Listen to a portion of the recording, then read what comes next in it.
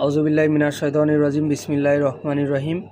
তাহলে আমরা এখন একটা বড় দুর্ভিক্ষের কবলের দিকে পৌঁছে যাচ্ছি।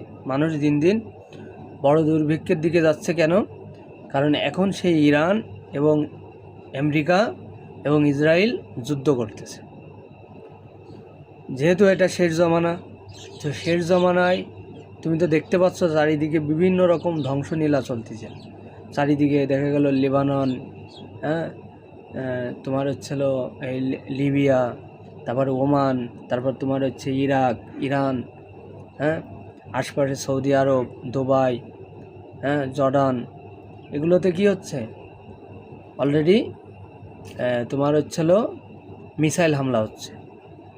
যে তৃতীয় বিশ্বযুদ্ধের কথা বলা হচ্ছে, সেই যুদ্ধের ভিতরে আমরা কলম আছি, কিন্তু আমরা বুঝতে পারবো না যে আসলে কি আমাদের দেশে হচ্ছে না বা অন্য দেশে হচ্ছে বা অন্য, তো আমাদের দেশে হবে কিভাবে? দেখো আমাদের দেশেও হচ্ছে। তো আমরা ইতিপূর্বে দেখতে পাচ্ছি যে পৃথিবীর বিভিন্ন দেশ থেকে তেল আমাদের দেশে আসতেছে না।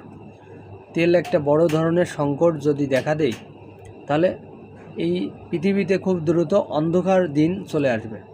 15-20 দিন কি হয়ে যাবে? তেলের অভাবে বা কোনো একটা কারণে অন্ধকার রাজ্য দেখতে পাবে মানুষ। তো আল্লাহ তাআলা আমাদেরকে বলতেছে ধোঁয়াচ্ছন্ন সময়েও মানুষ কী পাবে? দেখতে পাবে। তারপর মরণাস্ত্র যেগুলো চালাচ্ছে তাদের মানুষের কি হবে?